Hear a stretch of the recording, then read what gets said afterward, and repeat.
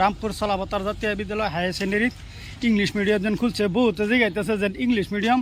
পুরানডাতে নাকি ও না স্যাররা জিগাইছি যেন পুরানডাত না নতুন করে বলে বানাইছে নতুন করে কই বানাইছে আইনা ঘর অল্প দেখলাম স্কুলের কাম প্রায় 75% কমপ্লিট হয়েছে হয়তো আমরা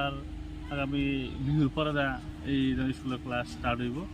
ওদিকে আশা রাখছি যদি ক্লাস স্টার্ট হয় সুচারুভাবে আমার যখন চলে তাহলে বাচ্চার আমি চিন্তা রাখি করাম। ঠিক আছে ইনশাল্লাহ। এই যে এটাই নতুন ক্যাম্পাস এটাই ক্যাম্পাস এই দুই চেয়ার টেবিল বহুত উন্নত ধরনের এডমিশন চলি আছে মানে একেবাৰে শেষৰ পৰ্যায় প্ৰায় শেষেই আমাৰতো নতুন বছৰত আসন কম ৰাখিছিলোঁ তো ইফালে আপোনালোকে দেখা পাইছে না ইয়াত আমাৰ কাম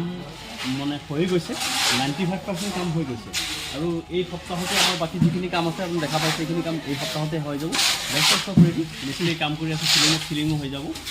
এইফালে আপোনাৰ আমাৰ এই ডেস্ক বেঞ্চখিনিও আহি পালে যোৱা ৰাতি ষ্টুডেণ্টৰ কাৰণে যিখিনি ডেস্ক বেঞ্চ সেইখিনিও আহি পালে গতিকে আমি এই সপ্তাহতে আমি মানে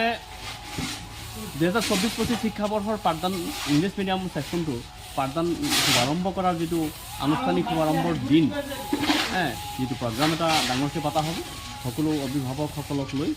এই অঞ্চলৰ বিশিষ্ট শিক্ষাবিদসকলক লৈ এটি অনুষ্ঠান মুকলি অনুষ্ঠান হ'ব আৰু সেই অনুষ্ঠানৰ দিনটো